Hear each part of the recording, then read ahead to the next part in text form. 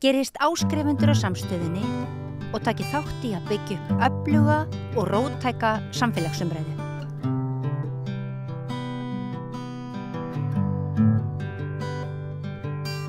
Já, komið þið sæl og blessuð, við ætlum að ræða þáttaröð Adolescence, heitir hún, þegar kannski kannist við hana. Hún hefur verið sýnd á Netflix núna undanfarna vikur. Ég held að megi segja að hún hafi slegið í gegn. Ég til dæmis sem hef ekki mikið tíma til að horfa á sjónvarp. Ég horfði á hana í einum rykk og hafði þó engan tíma til þess að horfa á hana. Tók að mér hálfa nótt á þegar mér varst hún byrja þannig og hún hélt mér alveg til enda. En þessi þáttaröð var í fréttum í gær vegna þess að landlæknir hann sendi tengiliðum og skólastjórum í heilsueflandi grunnskólum erindi þar sem lagst var gegn því að landlæknir leggst gegn því að nemendum verði sérstaklega sýnd myndin eða þættirnir eins og sagði í frétt Vísis þetta mál í gær. Ég held að Vísir hafi fyrst sagt frá þessu og maður hefur heyrt skynjað það á samfélagsmiðlum að við erum ekki á einni skoðun með hvers vegna og hvað aðstæður þarf til að ungmennin okkar horfi á þessa mynd, horfi á þessa þætti og kannski læri af þeim. Og við erum svo heppin að hér eru fræðingar í öllu í þessu ágæta samfélagi okkar Íslandi og einn þeirra prófessor í félagsfræði upp í háskóla og með kúrsum og ég held svona dagurmenningu og hann kominn hingað til þess að ræða þetta mál við okkur. Viðar, komdu sæl og blessaður. Sæl og blessaður, takk fyrir boðið. Já, það gaman að fá þig. Ég var að rifja það upp að ég hef fylgst með þér og hvernig þú hefur verið og skrifað það blaðagreinar og fréttir. Þú hefur verið að tala töfrana sem að felast í félagslegum samskiptum og þú hefur haft áhyggjur af því hvernig internetið og samfélagsmiðlar og þessi einangrun sem að fylgir nýrri tækni hefur leikið okkur ekki satt. Jú, ég hef verið að fjalla talsvert það að þessi firring samfélagsins sem að segja það sem að svolítið samskiptin breytast og þverra og ég segi svo þessi augliti til augliti samskipti okkur svo dýrmætt. Já. Þau eru atóm samfélagsins, þau eru það sem byggja upp samfélag. Já. Það að vera í hitta fólk, það að vera á sama stað og fólk. Já. Og bara það að vera að labba úti og mæta ykkurum og bjóða okkur á kvöldið og kinka kolli, þú veist, það eru svona að segja félagslegi töfrar í litlu magni. Já. Þannig að þá fólk með öðrum hætti að segja bara við erum í þessu saman.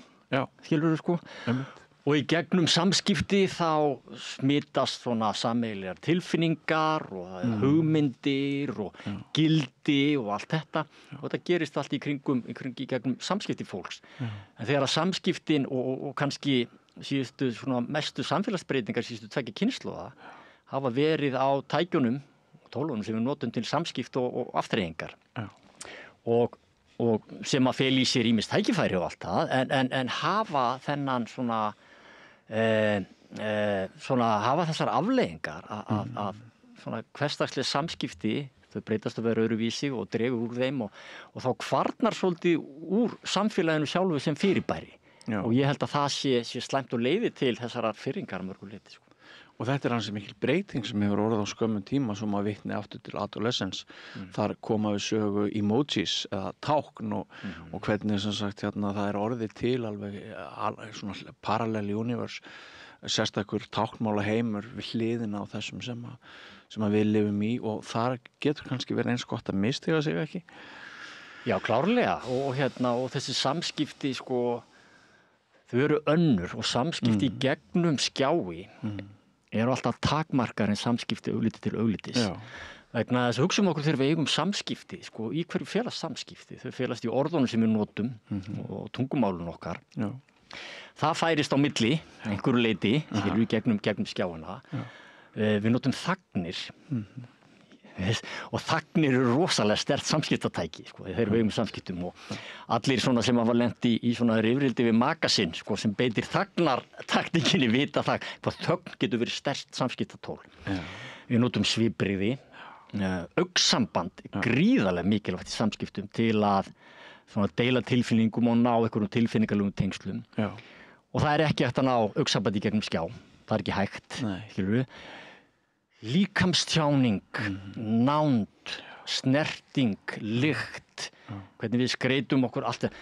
Þú veist, þannig að það er mjög lítið hluti samskipta sem að fer í gegnum skjáin okkar. Og þessna hef ég verið að gagnrýna það sem ég kalla skjásamfélagið, skilur við. Það sem að skjáirnir eiga að koma í staðinn fyrir hefðbundin augliti til augliti samskipti og ég segi að þetta sé mikil rökvilla að halda það sé raunin vegna þess að þessi tilfinningarlega tengsl og allt það smitast ekki með sama hætti gegnum skjái eins og í gegnum augliti til augliti samskipti. Rannsóknir í taugavísindum sýna það að í gegnum augliti til augliti samskipti þá sem hefur áhrif á heilastarfsemi okkar. Ef að samskipti með eru bara eðlileg eða jákvæð, þá hefur áhrif á heilastarfsemi okkar, ýtir undir myndun hormón og boðefna sem að stuðla vellíðan, stuðla samheldni og allt þetta. Og þetta gerist allt í gegnum slík samskipti. Í gegnum skjáina þá sko örfast önnur svæði heilans heldur en kannski þessi. Þannig að punkturinn minn er þessi að þó að skjáirnir geti verið fín viðbót og að eiga samskipti gegnum skjái geti verið viðbót við augliti til augliti samskipti þessi hefðbundu, þá koma þau ekki í staðinn. Við verðum að passa upp á að eiga í samskiptum, félagslegum og mannlegum samskiptum við fólki í kringum okkur til þess að stuðla veljan okkar, til að stuðla að samheldni, til að byggja upp samfélag. Og þarna finnst mér brotalömin vera í samfélagsþróuninni einhverju leyti að þessi augliti til augliti samskipti hafa verið talin svona bara kannski óþörf og bara þvælast fyrir að því bara við byggjum alltaf á samfélagi á að vera skilvirkni og hagræði. Fólk þarf ekki að fara í bankann, fólk þarf ekki að mæta í skólan, fólk þarf ekki að hittast, fólk þarf ekki að gera hitt og þetta. Og á sama tíma þá kvarnast upp úr öllum þessum snerti flötum þar sem við búum og myndum félagslega töfra með alls konar fólki og alls konar stöðum, myndum tengsl, fáum hugmyndir, vefum vef samfélagsins með einum öðrum hætti.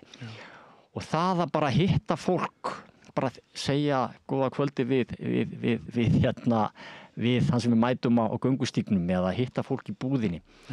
Þetta er allt svona bara krónur sem safna saman í skál út allt samfélag sem mynda samfélag og mynda félagsstöðu samfélagsins. Eitt dæmi í morgun þegar ég ók í vinnuna, stundum labba ég í vinnuna en í morgun þurfti ég að aka og ég stoppa við gangbraut. Bara vegna þess að ég var í góðskapi. Ég þurfti þess ekkert. En það var hérna ung kona sem var að nálgast gangbrautina og ég hugsaði með mér ég get alveg stoppað við þessa gangbraut áður nú fyrir á hana bara til þess að sýna henni að ég beri virðingu fyrir henni. Og veistu hvað hann gerði? Ég veit hann nefnilega. Ok, hvað er með það? Hún stoppaði á miðri gangbrautinni, sneri höfðinu og horfði svona fallega til mín og brosti og ég horfði fallega til hennar og brosti. Og þetta var frábær byrjun á því. Þetta eru félagslegi töfrar. Þetta er nákvæmlega félagslegi. Og ég get sagt þér annað, það því ég er mikið búin að vera skoðað undanfarnum árum. Sko, þú veist, við tökum ekki endilega eftir þessu, að við lítum á þetta sem hversdagslega hluti. Og ég er að segja þessu dýrmætir, þess vegna er ég farin að spotta þetta meira. Að þegar þú stoppa fyrir eitthvað á gangbraut, oftar en ekki er einhvers konar bara takk, kinka kolli. Oftar en ekki og ég myndi segja í flestum tilvikum og ég er líka sko bæði þegar ég er að keyra og ég fer mikið á rafmagnshjóli og fer mikið og mér finnst fólk vera mjög svona, þú veist, svona stoppa og allt það sko. Örlátt. Og ég þakka alltaf fyrir mig, skilur við, og ég held að þetta sé þessi litlu atriði, þessar krónur sem safna saman í skál, almenn kurteisi, almenn virðing og allt þetta, eins og segja, samskipti geta verið alls konar. Þetta voru dýrmætt samskipti á þess að þau höfðu sagt orð. Mjög dýrmætt. Þannig að félagslegu töfrarnir liggja í þessum hversdagslegu samskiptum og ég er að kalla þetta félagslega töfra vegna þess að við lítum á að þetta sé bara svolítið óþarfi, skilur við. Og þess vegna er ég að reyna að draga athygli fólks að þessum litlu atómum samfélagsins, sem atómsamfélag, þarna myndast samfélagið, sem að segir okkur bara, við erum í þessu saman og við hjálpumst að við þetta og við erum í samfélagi. Já, og það sem gladdi mig sérstaklega þarna af því það voru margar hugsanir sem að fóru bara hausinn á mér í kjölfar þessa atviks. Það sem að gladdi mig mest, það var aldursmunurinn. Mér hefur stundum fundist eins og að krakkar séu aðeins meira með hausinn niður í göttunni heldur en við sem eldri erum, sem ekki skrítið vegna þess að uppeldisveröld þeirra önnur heldur en okkar. Við þurftum algjörlega að reiða okkur á það að hitta hvert annað físískt. En núna hálfur heimurinn, hann fer fram í einhvers konar fjár með rafrænum hætti. En við skulum þá kannski þoka okkur þarna aftur yfir í þessa þáttaröð. Það svolítið snúið að ræðana af því að það náttúrulega kannski helmingur okkar hlustenda og áhorfenda sem ekki hefur séð þáttaröðin og maður vill ju ekki skemma fyrir þeim upplifunina. En tengt því sem þú varst að ræða áðan, þá augljóslega kemur óöryggi við sögu. Og það getur leitt til hræðilegra atburða.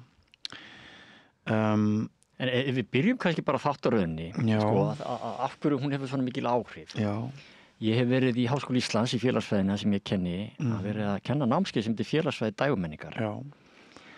Og það sem við erum að sko nota einmitt sjónvarpsefni, sjónvarpsþætti, bíómyndir, tónlist, leikhús og alls konar skáldskap til að læra félagsfræði, til að gera rannsóknir á félagsfræði, til að skilja lífið og tilveruna.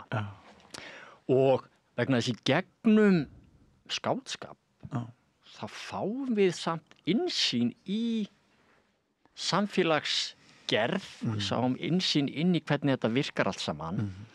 Og við erum átt okkur á því að þeir sem að búa til þetta efni, þeir ekki í einhverju tómarúmi. Þannig að svona skáldskapur alltaf afurð samfélagsins, skilur þú ert alltaf mótaður af samfélaginu í kringum þig, hvað sem kemur frá þér, skilur, þannig að það alltaf einhvers konar birtingarmynd af samfélaginu. Og með því að nota skáldskap, sjónvarpsefni, í slíkri greiningu til að fá innsýn í samfélagið, þá bæði fáum við innsýn í heima sem að við kannski höfum ekki aðgang að öllu jöfnu, skilur bara í alvarleg samskipti í glæpa heima eða hvað þetta nú við fáum innsýn í heima sem við höfum ekki öllu jöfnu og einnig þá getum við kannski svolítið bara aðeins hægt á tímanum. Við getum aðeins svona fryst augnablikið hægt á tímanum og reynt að sjá bara hvað var þarna að gerast. Og þessir þættir, adolescence, snilldin í þeim kannski helst svo að hvernig þeir eru teknir og hvernig þeir eru svona settir á borð fyrir okkur. Hver þáttur ein taka. Alveg með ólíkindum. Þeir eru ekki klipptir eins og alla, þeir eru bara ein taka. Og samt sko farið víðan völl. Farið víðan völl og ein taka sem gera það verkum að sko, það hægir á tímanum. Þannig við fáum einhvern veginn svona betri tilfinningu fyrir þessum atburðum sem að gerast.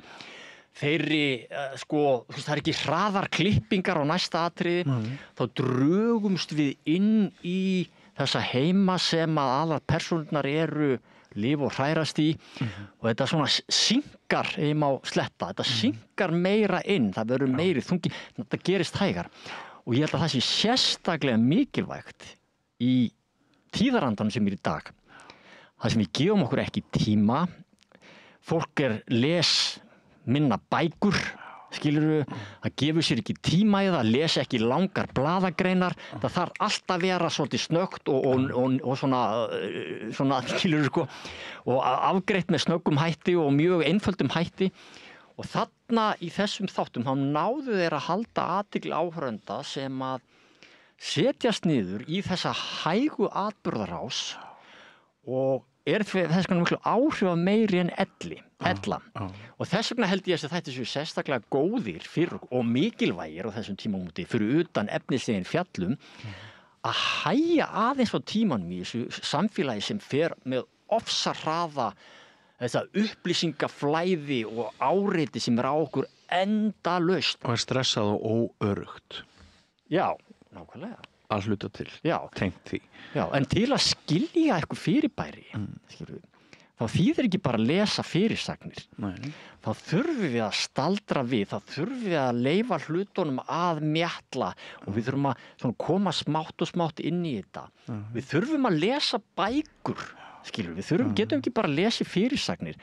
Og þetta svona mér þetta partur af þessari umræðu og þess vegna finnst mér þessi þættir rosalega mikilvægir og sterkir vegna þess að þeir hjálpa okkur að hægja á og við þurfum að fara að kafa í hlutina til að reyna að skilja þá og setja okkur í hugarheim þessa fólk sem þarna í þessu þáttum og allt það og þessna held ég að sko, þessna þessu þættir mjög merkilegir og þessna mikilvægt að við séum kannski aðeins að ræða þá og hérna að þeir vekja athygli sko. Einmitt. Sko, það náttúrulega það sem að ýtir undir mikilvægi eða þeirrar hugmyndar, alltaf sem mér dettur í hug í gær að búa til samræðu við þig hér í dag þetta mál. Það sem ýtir undir það náttúrulega að sko ofbeldismál barna hér á Íslandi hafa verið mjög til umræðu við árið í fyrra var svona annus horribilus. Ég búin að vera óbúslega lengi í fréttum hérna árið í fyrra var sérstaklega hræðilegt sko fyrir svo margra hlutasækir og það jú hann ung persóna kynnt til sögunar snemma í adolescens og maður einhvern veginn svona, maður fer aðeins hérna heim sko, á meðan maður hérna fylgist með þessu, svo ætla ég ekki að segja frekar frá atburðarásinni en ég held að mér hafi dottið í hug hvort mín 2 yngstu börn hvort ég ætti að hvetja þau til þess að horfa á þáttaröðina með mér. Ég á 14 ára gamla stelpu og 17 ára gamla strák og það hefur nú ekki komist í verk að hafa umræðið það en svo verði ég að viðurkenna mér bregður svolítið í gær þegar ég sé það að landlæknir hafi gefið út þessi tilmæli miðað við í rauninni hvað mér fannst þetta frábært stöf miðað við hvað umræðan hér á Íslandi hefur í rauninni tengst hörmulegum atburðum sem að kannski eru einhverju leyti skildir því sem að gerist í þessari þáttaröð og ef við bara fer þá beint í það að fá mat þitt á því meðrök og mótrök með því þegar landlæknir telur óráðlegt að hérna þessi þáttaröð sé sýnd börnum. Já, ég skil algjörlega svona það að fólk hafi áhyggjur af stöðinni. Hún hefur verið talsvert rædd og svona, þú veist, við vitum að hlutirnir ekki í góðu lagi og allt það endilega. Og þannig að fólk vill leita leiða hvernig getum við bætt samfélagið okkar. Og fólk vill vel og fólk vill leggja sitt að mörkum hvað getum við gert til að bæta samfélagið okkar. Og þá kemur þessi svona hugmynd eða hvernig sem það er að taka þessa þætti til sýningar og sýna þetta í öllum skólum. Vegna þess að það verður gott fyrir nemendur að sjá þessa þætti og þeir myndu kenna þeim eitthvað og sýna inn í eitthvað veruleika og eitthvað.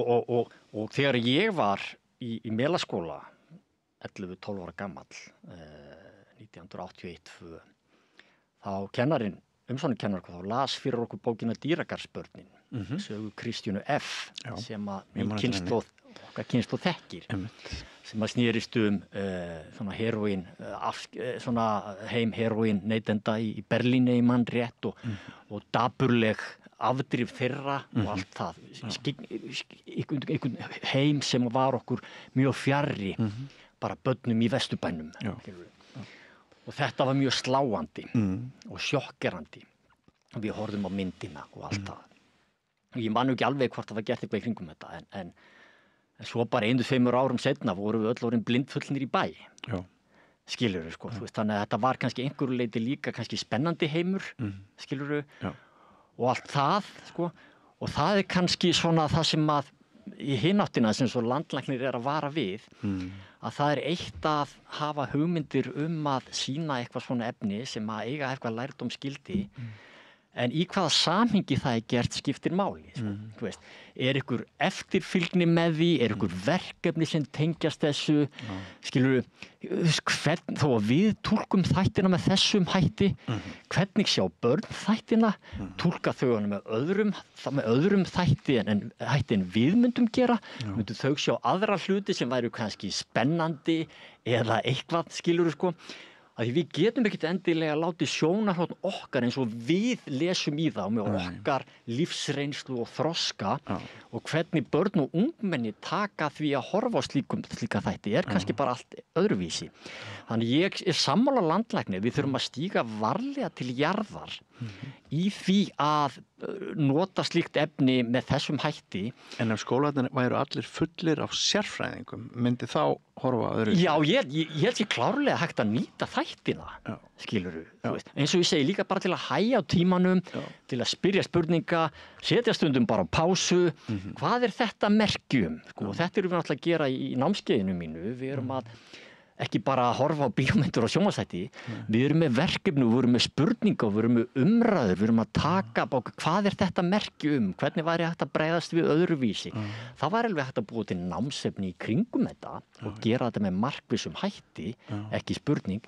En ég held að þetta sé svona, og kannski svona, þetta líka þessi krafa, líka kannski svona partur af svona einhverjum tíðaranda, að við erum ofta að leita að einföldum lausnum við mjög flóknum vandamálum. Og fyrir okkur sko, þá rosalega einfalt að svona bara sýna þessa þætti. Svolítið, já, íslenska skilvirknin. Já, þetta bara leysir þetta svolítið, skiljum. Vertíðarhugsun. Já, við erum búin að leysa þetta mál, skiljum. Alveg eins og við gerðum hérna á 9. áratugnum, sko, 8. þú veist, með unglingadrykkju. Þá vorum við að setja upp plaggöt og með reykingar. Bara alveg vitleysa að reykja. En forvarnir sýna það, bara plaggöt og svona bara ger ekki neitt. Og lykilatriðið í þessu að það þarf að vinna að þessum málum miklu breiðari nálgun. Og dæmi sem ég ætla að nota einmitt frá 9. áratugnum. Þegar að unglingadrykkja, við sem vorum að horfa á Kristínu F. og Detlef og þau hérna í dýragarðsbörnunum og urðum bara blindfull 13-14 ára, þessi kynslóð, skilurðu. Þannig að unglingadrykkja var mikið vandamál. Og snemma á 10. áratugnum, þá fyrir að koma saman svona öfl í samfélaginu, hópar, hvað getum við gert? Og Þórólfur Þórlindsson, mentorum minn í félagsfræði í háskólanum, hann hérna lykilmönnunum á bakvið þá vinnu, þá hugmyndafræði sem ég einnig að bera á borð hér, skilurðu, að ef við ætlum að koma í veg fyrir unglingadrykkju árið 1990 eitthvað, þá ekki nóg að hengja upp plaggöt og segja að áfengi sé vont og afrisíugt að fólk drekki ekki áfengi, sko. Það sem þarf að gera, það þarf að búa eða svona vinna í því að gera umhverfi ungs fólks heilbrigðara með góðum gildum, tómstundum, samstarfi, bara öllu þessu.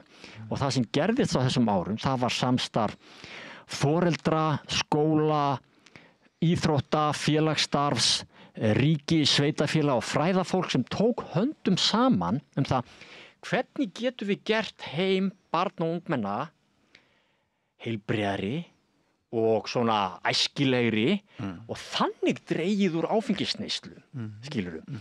Og þetta var gert og þetta það sem við kallaði íslenska forvarnamódelið sem var gríðarlega árangursríkt vegna þess að áfengisneysla barn og ungmenna, hún bara fór stanslaust niður og Ísland fór frá því að verða sú þjóð sem var með mest hlutfall áfengisneyslu ungmenna í allri Evrópu í því að vera minnst hlutfall allra í Evrópu.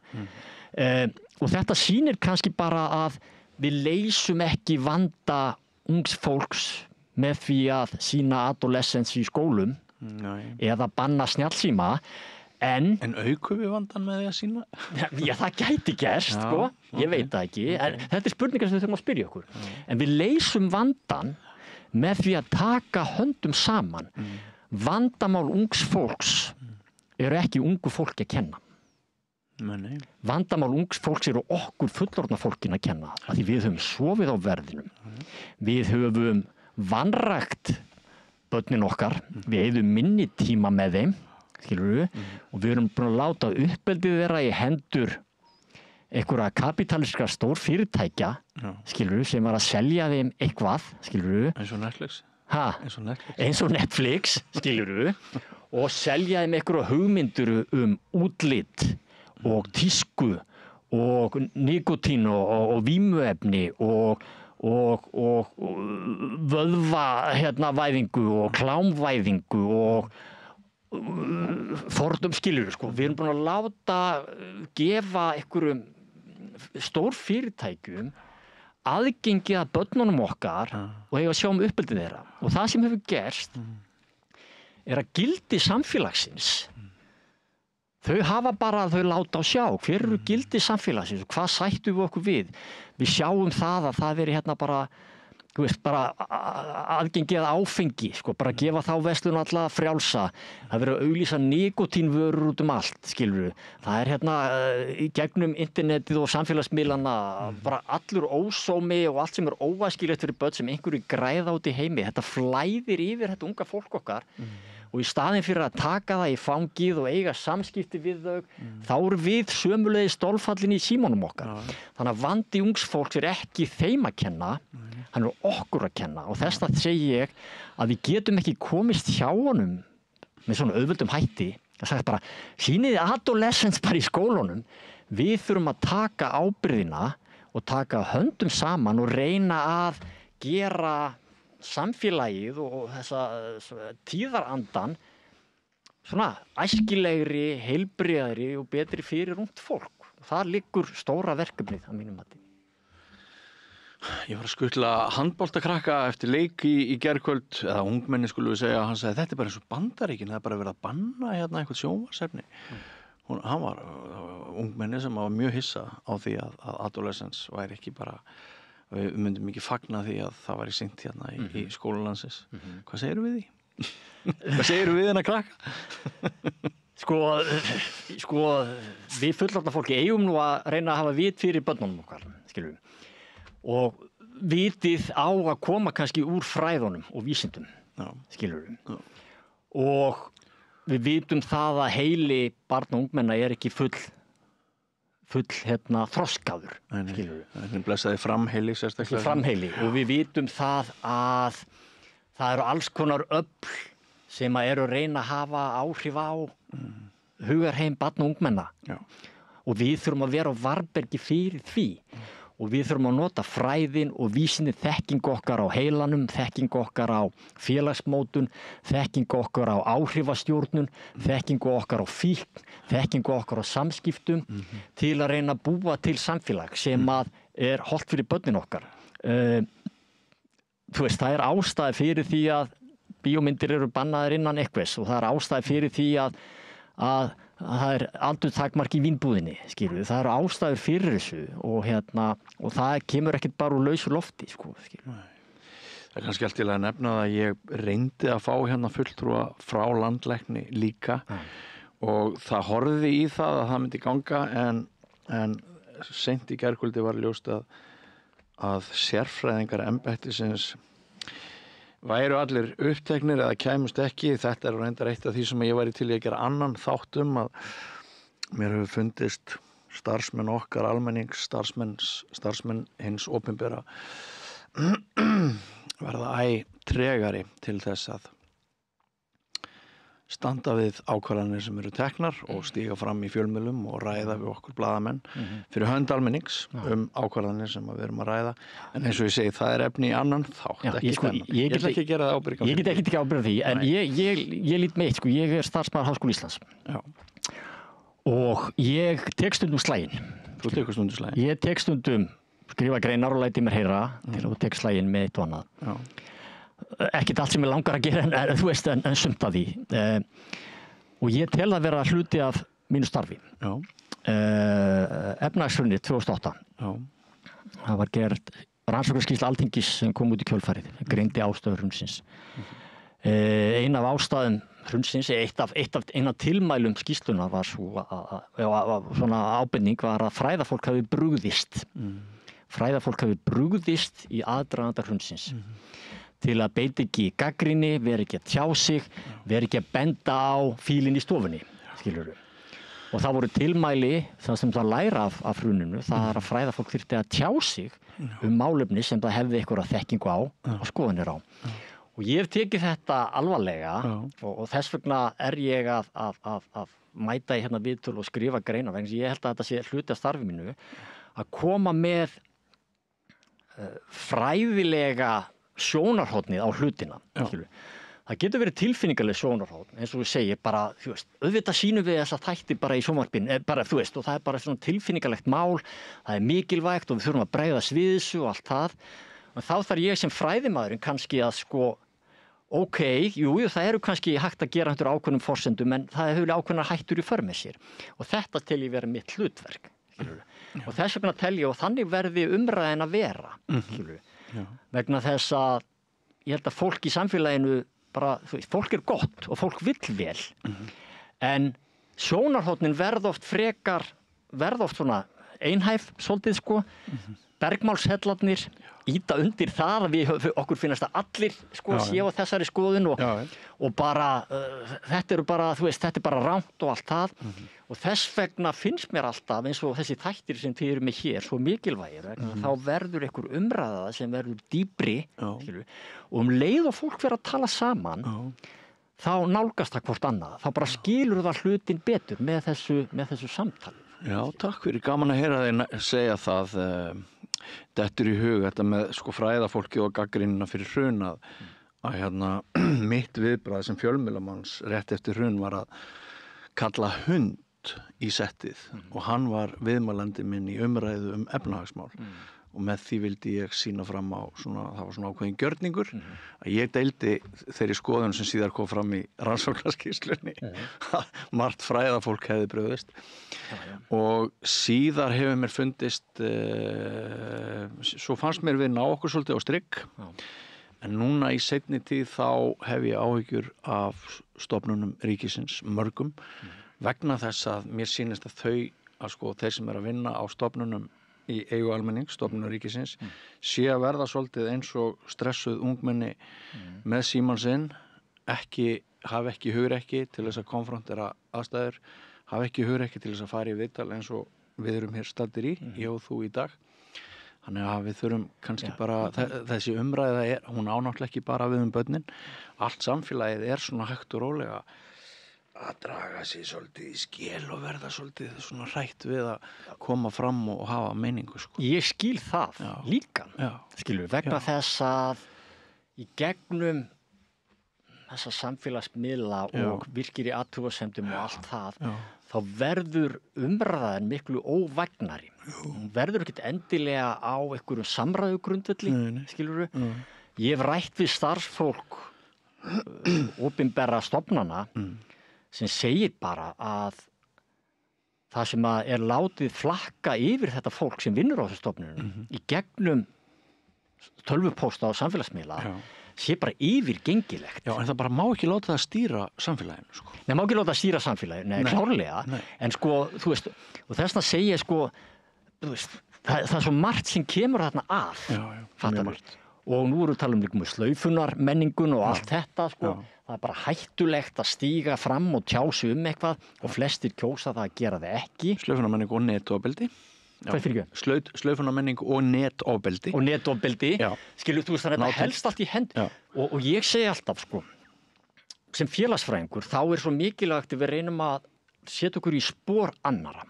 Það er algjört lykilatriði að setja okkur í spor annara. Að við þurfum að setja okkur í spor þess unga fólk sem horfir á adolescents, við þurfum að setja okkur í spor þeirra sem eru að vinna á ríkisstofnunum, þau þurfum að setja sig í spor blaðamanna, og þessi samúðarskilningur, og það er það sem ég fjalla líka hann er á undanhaldi. Við erum ekki að setja... Er ekki hugrekki líka á undanhaldi? Jú, en þú veist, það hefur kallað Arli Hostjald, þekktu félagsfræðingur kallar þetta samúðarrof og þá eru aukin skautun og við og þau það er miklu sterkara þannig að það verður allt eitthvað svona meiri átaka fílingur yfir öllu heldur en eðlilegt er Og nú ætlum ég að minnast á eitt hérna, því þú ert með bókina mína hérna, sjáum samfélagið sem að hérna... Fyrirtaksbók, sjáum samfélagið, komið til fyrra, var það ekki? Já, komið til síðasta haust, Já. sem fjallar svolítið þessa hluti. Og í lok bókarinnar, þá fer ég kannski svolítið að taka þetta, þú veist, að eftir hrunið, eins og þú sagðir, þá var eitthvað svona nýr tíðarandi, við ætlum að gera þetta betur. Og rannsóknarskýrslan, við ætlum að byggja samfélagið meira á samvinnu, samúð og jöfnuði.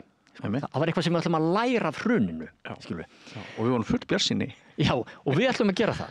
Og svo held ég fram í lok bókarinnar að núna, einhver 15 árum seinna, við erum algjörlega búin að tapa þessum gildum sem við ætlum að læra af hruninu, skilur við. Bara ekki, þú veist, 15 árum seinna erum við aftur komin í einhverja svakalega firringu þar sem að samfélagið er orðið óheilbrigt og rosalega skrítið á margan hátt og við erum að missa pínu tökin á því, skilur við, sko. Og það er það sem ég fjalla einmitt þetta, vegna þess að það er ekki bara eitthvað eitt sem er að, og þess að ég segi, við leysum ekki vandann með einhverju einu, við þurfum að fara að huga að gildum samfélags í öllu þessu.